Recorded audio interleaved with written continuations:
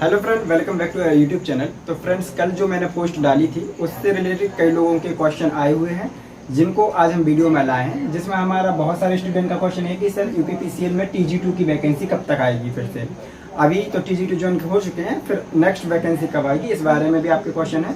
और बहुत सारे लोगों का ये क्वेश्चन है कि यूपीपीसीएल की जो भर्ती प्रक्रिया है क्या वो चेंज हो गई है, कि कोई दूसरा डिपार्टमेंट एग्जाम कंडक्ट कराएगा, जो भी हमारी जो रिलेटेड वैकेंसी होगी इसमें डायरेक्ट रिक्रूटमेंट होगी।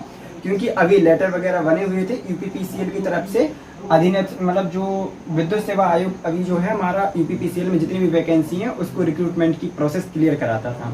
लेकिन अब ये अधिशासन ई पोर्टल एक अपलोड बनाया गया जिसमें बताया गया कि जो ग्रुप बी और ग्रुप सी की जो पोस्टें हैं उसमें जो डायरेक्ट भर्ती हैं वो आपकी यूपी SSC और ईपीपीएससी के थ्रू की जाएगी। इसके लिए काफ़ी विरोध भी हुआ था, हम जो धरना प्रदर्शन भी बहुत सारे स्टूडेंटों ने किया था। तो इन सब चीज़ों के बारे में आज हम बात करने वाले हैं और आपको पूरी तरीके से जानकारी देने वाले हैं। सबसे पहले तो हम बात करें कि यूपीपीसीएल TG2 की वैकेंसी कब तक आएगी। तो फ्रेंड्स, इसके बारे में विभाग में पहले से ही अभी चर्चा चल रही है। अभी ऑफिस ऑर्डर जो जारी हुआ है Uttar Pradesh power corporation limited से, जो हेडक्वार्टर होता है उससे मुख्य अभियंता हाइडल, जो चीफ इंजीनियर हाइडल होते हैं, जो आपकी पूरी वैकेंसी में इन्वॉल्व रहते हैं। उसके अलावा संयुक्त सचिव Uttar Pradesh power corporation limited, जो वो सेक्रेटरी होते हैं, और अपर सचिव, इन सभी के लिए, जिसमें आपका जो विषय है वो यही है कि पदोन्नति द्वारा भरे जाने वाले पदों के सापेक्ष चयन की कार्रवाई है जो है वो सितंबर 2024 तक कंप्लीट कराई जानी चाहिए। जैसे फ्रेंड, कोई भी वैकेंसी आनी है तो उसके लिए जितनी भी वैकेंसी होती हैं उसमें से उन पदों को हटा दिया जाता है जो प्रमोशन के द्वारा भरे जाने हैं। तो सबसे पहले हमारी जो इस वैकेंसी जो भी आएगी उसमें से सबसे पहले हमारे सितंबर 2024 तक वो पद भरा दिए जाएंगे, मतलब वो पूरी सिलेक्शन प्रोसेस कंप्लीट करवा दी जाएगी जो पद हमारे प्रमोशन के द्वारा भरे जाने हैं। ये ऑर्डर आया है कि आप जो प्रमोशन है, प्रमोशन के अंदर आप जल्दी से ये प्रमोशन की प्रोसेस को सितंबर 2024 तक कंप्लीट कर दीजिए। तो ये मान के चलिए कि सितंबर 2024 से थोड़ा लेट हो भी जाएगा, तब भी आपको एक अक्टूबर एक मंथ हम एक्सटेंड भी कर दें तो नवंबर के लास्ट वीक तक हमारा कंफर्म हो जाना चाहिए कि यूपीपीसीएल में TG2 की वैकेंसी हो, JEE की वैकेंसी हो, AE की वैकेंसी हो, उसका क्या होगा। क्योंकि जब हमें वैकेंसी की जानकारी होगी तब हम वैकेंट सीट भी क्लियर हो पाएंगे नवंबर में ही, क्योंकि जब जो पद हमारे प्रमोशन के द्वारा भर दिए जाएंगे उसके बाद ही जो डायरेक्ट रिक्रूटमेंट के थ्रू हमारी पोस्ट भरी जानी है उसकी चर्चा होगी। फिर नोटिफिकेशन जब आएगा वो एक अलग बात होगी। तो आप लोग यदि वैकेंसी के बारे में जानते हैं, चाहे वो TG2 की हो, JEE की हो, AE की हो, किसी की भी में हो, तो सबसे पहले जो हमारी वैकेंट सीटें हैं वो प्रमोशन के द्वारा उस पर प्रोसेस की जाएगी। जब प्रमोशन के द्वारा सीटें भर जाएंगी उसके बाद फिर जो सीटें होंगी वो रिक्रूटमेंट के थ्रू भरी जाएंगी। तो इसकी पूरी टोटल जो आपको जानकारी है वो नवंबर के लास्ट वीक तक ही क्लियर हो पाएगी, क्योंकि सितंबर से हम एक महीना एक्सटेंड कर देते हैं, हो सकता है ये प्रोसेस लेट हो जाए, तो अक्टूबर तक ये कंप्लीट हो जानी चाहिए। उसके बाद आप 15-20 दिन बाद हमें जो वैकेंसी जो खाली सीटें हैं जो डायरेक्ट रिक्रूटमेंट के थ्रू भरी जानी है उसकी बात होगी। अब नेक्स्ट हम बात करते हैं, तो इसका तो हम बता दें तो अनुमानित हम देखें कि जो डायरेक्ट भर्ती है, डायरेक्ट भर्ती वाली जो है इसकी जानकारी आपको नवंबर लास्ट वीक तक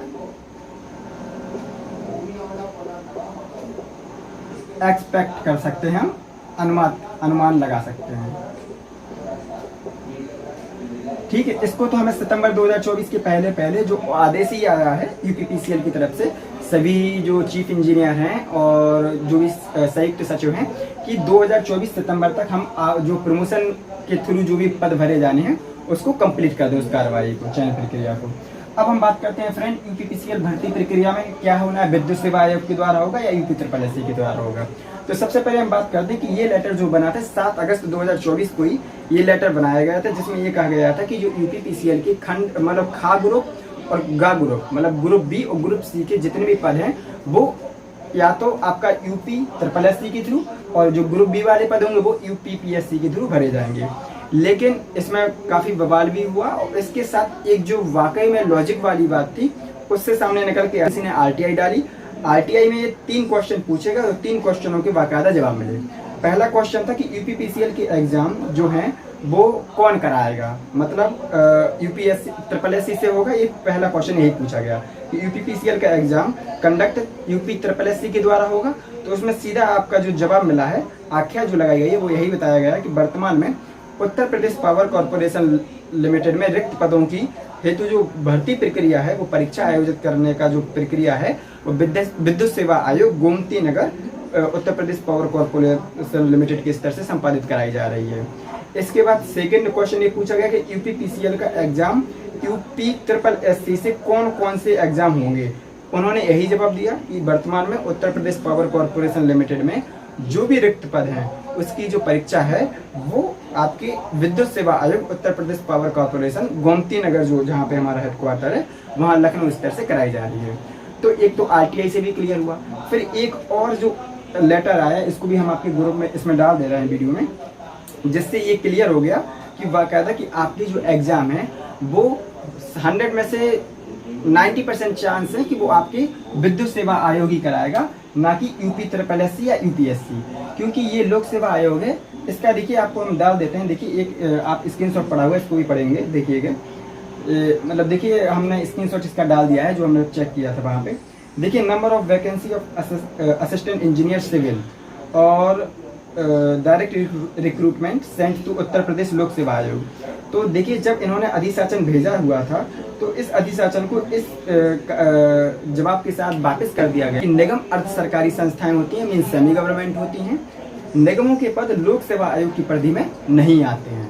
जब निगम है अर्ध सरकारी है तो उसके पद जो है वो लोक सेवा आयोग की परिधि में नहीं आते हैं। आयोग द्वारा पूर्णतः शासकीय पदों पर चयन किया जाता है। उत्तर प्रदेश लोक सेवा आयोग नियमावली 1954 समय समय पर यथा संशोधित के अधीन अर्ध सरकारी उपक्रमों को आयोग की परिधि में से बाहर रखा गया है। अब यदि इनमें संशोधन हो जाए तो एक अलग बात है कि UPPCL की वैकेंसी लोक सेवा आयोग UPSSC और UPPSC के थ्रू हो जाए। नहीं तो आपका जो UPPCL की जो वैकेंसी है वो चाहे TG2 के लेवल पे हो, JE के लेवल पे हो या SDO के लेवल पे हो, असिस्टेंट इंजीनियर के लेवल पे हो, वो सारी वैकेंसी आपका विद्युत सेवा चयन आयोग के द्वारा ही कराई जाएंगी। क्योंकि UPPCL देखिए इसमें, क्योंकि इसमें भी तो निगम ही है हमारे, दक्षिणांचल, पश्चिमांचल, मध्यांचल, ये सारे निगम है। तो फिर ये किस कैटेगरी में आ जाएंगे? अर्ध सरकारी संस्थाओं में। हालांकि UPPCL को हम कभी भी देखते हैं तो वो यही बोलता है कि गवर्नमेंट, स्टेट गवर्नमेंट की बॉडी है, पूर्णतः सरकारी है, लेकिन निगम यदि आता है तो वो अर्ध सरकारी में काउंट होते हैं।